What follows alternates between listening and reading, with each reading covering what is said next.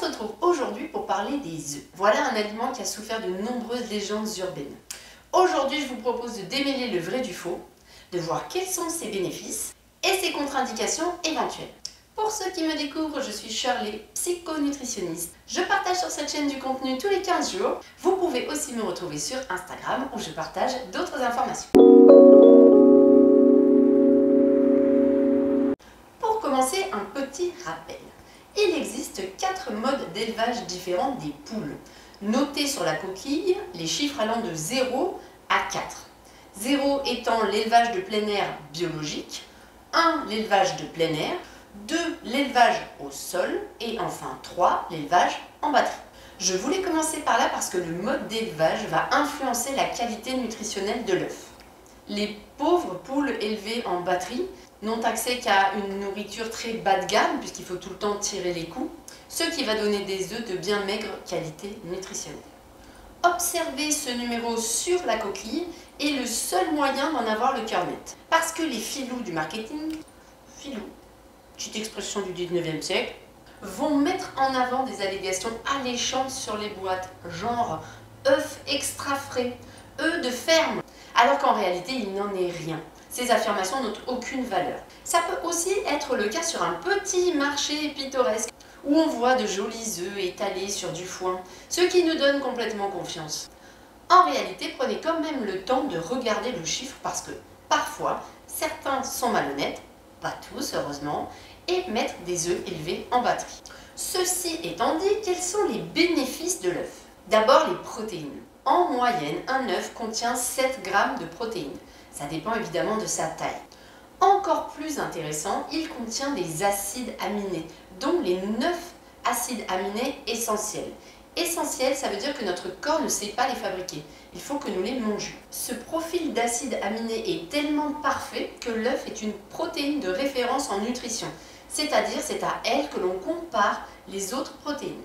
Vous vous demandez sûrement à quoi servent ces acides aminés. Eh bien, ce sont les briques du vivant. Ils participent à la construction de notre ADN, mais aussi sont indispensables à la structure et au métabolisme de nos cellules.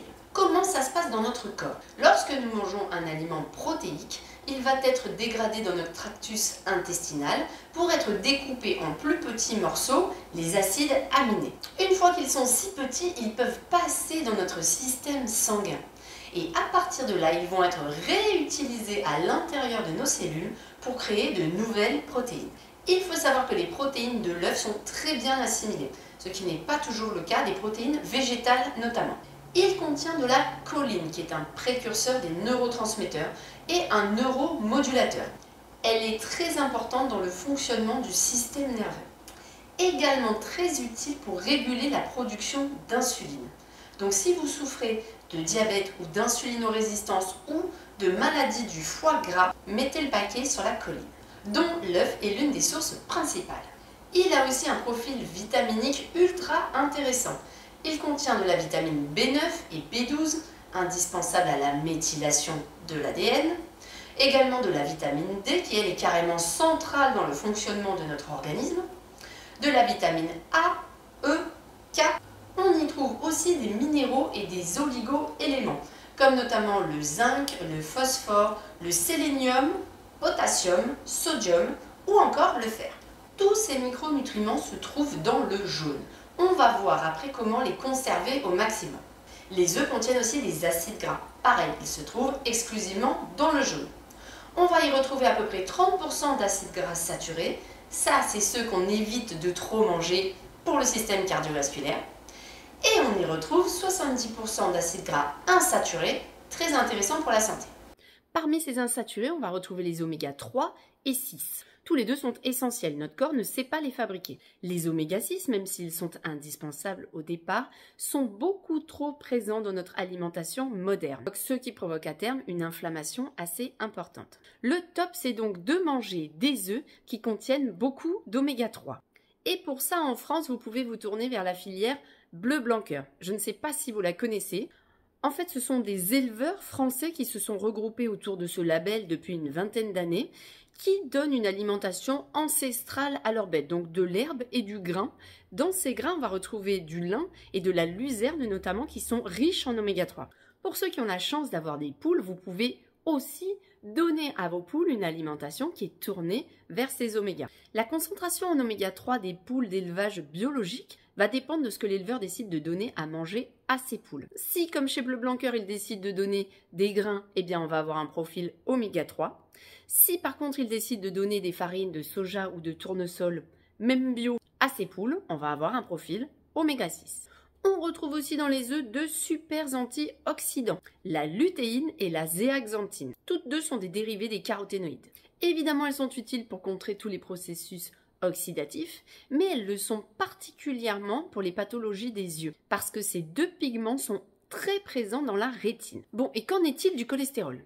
Oui, l'œuf contient dans son jaune 200 mg de cholestérol, ce qui lui a valu bien des calomnies. Il faut savoir que le cholestérol qui est dans notre corps provient à 20% de notre alimentation et est fabriqué à 80% par notre organisme. On appelle ça la production endogène. Ce que l'on sait aujourd'hui, c'est qu'au moins on mange de cholestérol, au plus notre corps va en fabriquer pour compenser. Et ceci est vrai pour 95% de la population. Pour les 5% restants, effectivement, une trop grande consommation de cholestérol va poser problème parce que ces personnes-là souffrent d'un polymorphisme génétique qui ne permet pas la transformation du cholestérol alimentaire. Il va donc s'accumuler dans l'organisme. Donc, hormis si vous faites partie de ces 5%, consommer des œufs ne pose aucun problème, bien au contraire. Pour la quantité conseillée par semaine, eh bien c'est pareil, ça dépend du mode d'élevage. Si vous êtes sur des œufs, qu'on va dire conventionnels, il faut vous limiter à 6 ou 7 œufs par semaine. Ça fait 1 par jour. Si vous vous procurez des œufs des filières oméga 3, vous pouvez en manger jusqu'à 2 par jour, c'est-à-dire 14 par semaine. Et ça, c'est possible parce qu'avec ces modes d'élevage riches en grains, les œufs en bout de chaîne contiennent environ 4 fois plus d'oméga 3. Comment cuisiner les œufs? Le blanc et le jaune n'ont pas les mêmes besoins en termes de cuisson. Le blanc doit être bien cuit parce qu'il contient des antinutriments, sur lesquels on va revenir juste après. Et la cuisson permet de les neutraliser en partie. Le jaune, lui, doit rester coulant, le plus proche du cru possible. C'est de cette manière qu'il va pouvoir conserver l'ensemble de ses minéraux, acides gras et vitamines. Donc pour combiner ces deux cuissons, l'idéal c'est de les consommer soit au plat, soit mollets. Est-ce qu'il y a des points négatifs à la consommation des œufs? Oui, il en existe quelques-uns, mais ça c'est très individuel. Comme je le disais à l'instant, le blanc contient beaucoup d'antinutriments. En fait, ça ce sont des molécules développées par la nature pour protéger la descendance. Ils existent chez les végétaux pour protéger la graine et ils existent aussi dans les œufs pour protéger un éventuel futur poussin. Parmi les antinutriments présents dans le blanc d'œuf, on va retrouver l'avidine. Elle a le pouvoir de se lier à la vitamine B8, à la biotine, et de la rendre inassimilable. Il y a également des antiprotéases qui limitent la digestibilité au cas où l'œuf se fasse manger par un prédateur. Nous, quoi.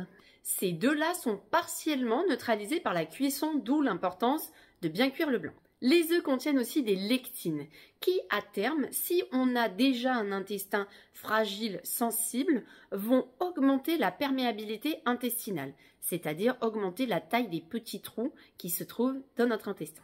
Et ça, par extension, ça va faire le lit des maladies inflammatoires chroniques, des maladies auto-immunes ou neurodégénératives. C'est pour cela que dans ces pathologies-là, on conseille de limiter la consommation des œufs. Un dernier petit chiffre, environ 1 million de Français sont intolérants aux œufs. Donc n'hésitez pas à vous observer. Si quand vous consommez des œufs, vous avez des symptômes, levez le pied. Ce qui est bon pour l'autre n'est pas forcément bon pour nous. Par contre, si vous ne rencontrez aucun de ces problèmes, ne vous privez pas de manger des œufs, parce qu'il reste tout de même une petite pépite nutritionnelle. J'espère que la vidéo vous a plu. Si c'est le cas, n'oubliez pas de mettre un petit like et de vous abonner. Et moi, je vous dis à très vite.